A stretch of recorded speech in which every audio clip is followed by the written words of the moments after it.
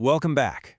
So, in our big journey through the modern broadcast studio, we have covered just about everything, right? From audio consoles to IP video routing. But today we're tackling the most critical last step in the entire chain, how we get that signal out of the building and actually to your audience. We're going to trace that signal's final journey and demystify the world of RF engineering. And yep, as part 19 of our 40-part series, we are finally stepping outside the studio and into what you might call the wild world of transmission. Okay, so you've got this. You've configured your VLANs, your PTP is perfectly locked, your ST2110 streams are flowing without a single hiccup. You are, for all intents and purposes, the master of your IP domain. But what happens after all that beautiful, pristine digital data hits the exit door? How does it actually turn into a radio or TV broadcast that people can, watch and listen to? Well, that is where RF engineering takes over. The best way to think of it is as the final mile of broadcasting. It's the real magic that transforms all our carefully crafted digital bits into electromagnetic waves that can literally fly through the air. So what is RF engineering, really? In a nutshell, it's the science of generating a signal at the exact right frequency, boosting it with a massive amount of power, and then just radiating it out into the world. This is the fundamental physics that makes over-the-air broadcasting possible in the first place. And that whole process, it follows a very specific path. It starts in a little box called an exciter, then it moves to a super powerful amplifier, it travels down a very specialized transmission line, and finally, it radiates out from an antenna. We are going to follow that exact journey step by step right now. All right, first stop, the transmitter. This thing is the absolute heart of the operation. It's the engine room where our signal gets all the raw power it needs to cover an entire city or sometimes even a whole region. And inside that engine room, we've seen a pretty fascinating evolution.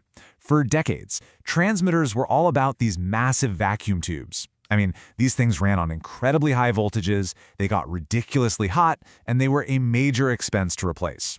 But the new school, it's all solid-state technology, which is way more like the hardware you're already used to. Lower voltage, much more efficient, and built to last a whole lot longer. This picture really drives home that old way of doing things. This is that legacy vacuum tube tech. You can practically feel the heat just radiating from the photo, can't you? These machines were absolute powerhouses, for sure, but they were beasts to maintain. Now here is the really crucial idea behind modern solid-state transmitters, and it's a concept called graceful degradation. Instead of one giant single point of failure like a tube, they use hundreds of smaller amplifier modules all working together. So what happens if one module fails? Well, the transmitter's total power just drops by a tiny little fraction. It's basically the RF equivalent of a RAID array in a server. You lose one disk, but the whole system stays online. Okay, so we've generated a massively powerful signal inside the transmitter building. Now for the next challenge. How in the world do we get all of that energy from the building all the way to the top of that giant tower? Right. You can't just plug in any old cable. We're talking about tens of thousands of watts of power here. This needs a specialized RF superhighway. For lower power stuff, you might use a really thick coaxial cable. But for high power FM and TV, you use something called a waveguide.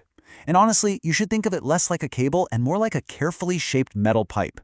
It is literally a superhighway for RF, guiding those electromagnetic waves up the tower with almost zero signal loss. It's incredible. Now, what's really interesting here is seeing where everything actually lives. The signals we create are all designed for these specific frequency bands, and each one has different properties. You see AM radio way down there in the kilohertz? That allows its signals to travel huge distances, especially at night. Then you have FM and TV way up in the VHF and UHF bands, which gives you much higher quality, but they're also more line of sight. And here we are, the final launch point. This is where the signal finally meets the sky. You gotta understand, the antenna isn't just a random piece of metal bolted to a tower. It's a precision-engineered instrument. It's designed for one critical job: take all that power we've generated and launch it into the air as an electromagnetic wave. And they are designed with unbelievable precision. An antenna can be omnidirectional, which means it broadcasts equally in a perfect 360-degree circle. Or it can be directional, literally shaping the signal to focus on populated cities and avoid wasting power over, say, an ocean or some empty mountains. It's exactly like planning your Wi-Fi access point placement to get the best possible coverage in an office building. Same concept, just on a massive scale. So while all of this might seem like some foreign world of analog physics and black magic, you'd be really surprised how much of it connects directly back to the IT skills that you already have. I mean, this quote from the source material just says it all, doesn't it?